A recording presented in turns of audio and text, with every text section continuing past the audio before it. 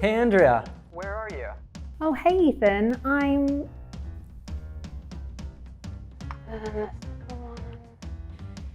in, on, at? Andrea? Are you there? In the beach, are you coming? I'd love to, but I have other plans actually. Gotta go, bye. Hey guys, I'm Andrea, your real life English coach. I'm so happy to have you here. By the end of this video, you will know how to use the 3 most confusing prepositions in English so that you never again have that feeling of uncertainty when using in, on, at, and not knowing how to choose the right one. And stick around until the end of this lesson because we've prepared a fun quiz for you to practice with these prepositions. By the way, if you thought that intro was funny, go ahead and subscribe to our channel now so that you don't miss our next videos with funny intros.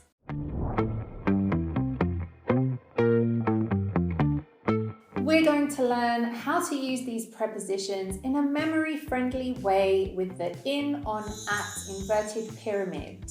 So in the laterals of the pyramid, we have date and time and location. Let's start with location. In falls at the top of the inverted triangle and is the most broad and general. Think of it for bigger areas such as continents, countries, cities, and neighborhoods. For example, I'm in Europe, in Spain, in Barcelona. That's location. Similar but not quite the same is position. While the inverted pyramid helps you consider the 2-dimensional aspect of these prepositions, the box is better for helping you think of the 3D aspect of in and on. We use in for rooms and enclosed spaces. For instance, I'm in the park or I'm in the garden, the ball is in the box, I have something in my pocket. These are all enclosed spaces, something is in. An exception to these common uses of in is the word home. We use no preposition in a sentence like I'm home or in are you home? Is anyone home? Another similar exception is the word downtown. We say, I live downtown, not I live in downtown. How about means of transportation? Is it on the bus or in the bus? I'll get to that in a minute. So we use in for personal modes of transportation. I'm in my car, I'm in a taxi. If we think about the in, on preposition box, this is in and this is on. Similarly, this is I'm in my car, I'm on my car. However, if the personal means of transportation is that we ride on it, then we use on, of course. On a motorcycle, on my bike, on a horse. Now, what about a bus, train, plane, or boat? For a bus, you might think it should be in. After all, a bus is a big box, right?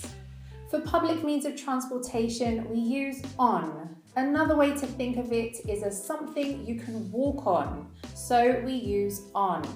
So I'm on the bus, on the train, on a plane, on a boat. If you're the type of person who likes to think globally and learn about other cultures, we highly recommend you download the RealLife English app. With our app, you can have short English conversations with people from all over the world at the touch of a button. You can also improve your listening skills with our podcast, which comes with transcripts and vocabulary notes for you to follow along. You can download it for free in the Google Play or Apple App Store. You'll also find a link up here and down in the description below. Join our community and become a citizen of the world by downloading the app now. Let's now go back to our inverted pyramid to consider on for location. On falls in the middle of our inverted triangle and is more specific, so we should use it for areas slightly smaller than in. It's often used for a place we could consider long, for example, on a street, on a beach, on a river. Do you know where the Freeman building is? Yeah, it's that new building over on 9th Avenue. Oh my God, that's all the way across town. I'm supposed to be teaching a seminar there in 10 minutes. Well, that's not gonna happen. Going back to the funny clip in the intro where I said I was in the beach, the correct preposition is on. However, you can also say at. The difference is that if you say you're at the beach, you could mean any location on or around the beach, even at a bar that's on the beach, for example.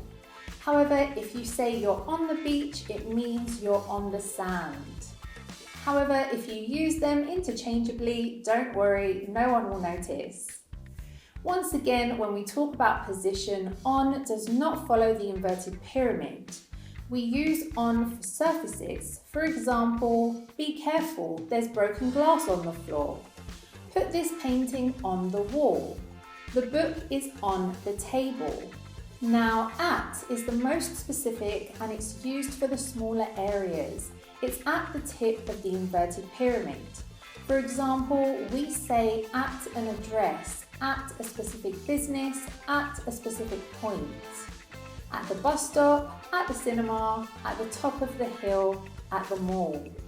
When talking about where we live, it can be easy to confuse whether to use in, on, and at. Once again, we need to think about how specific of a point we are talking about. I can say I live on Baker Street. Baker Street is long and we are not sure where specifically I live. For the exact address, we use I live at 208 Baker Street. I live specifically at number 208 on Baker Street. Another example is the store is on Broadway Avenue. This means it's somewhere on Broadway Avenue, but we don't know exactly where. The best way to remember what you learn is to use it right away. Take a moment to pause and leave a comment below telling us where you live specifically, your country, city, street, and address. Please feel free to make up your address as you may not want to share the real one publicly. For example, I live in Spain, in Barcelona, on Balmes Street at number 1200 Balmes Street. So far we've seen this. Now let's consider the date and time use for these three prepositions. This is the other side of the inverted pyramid here. Just like with location, with time, in is the broadest, so we use it for the biggest periods of time. Centuries, decades, years, and months.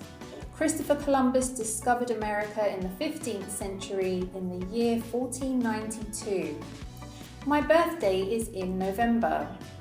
As an exception to this rule, we also use it for times of day. However, if it helps you to remember, we use in for the broadest parts of an individual day. In the morning, in the afternoon, in the evening. A further exception to this is that we say at night, not on or in night. English.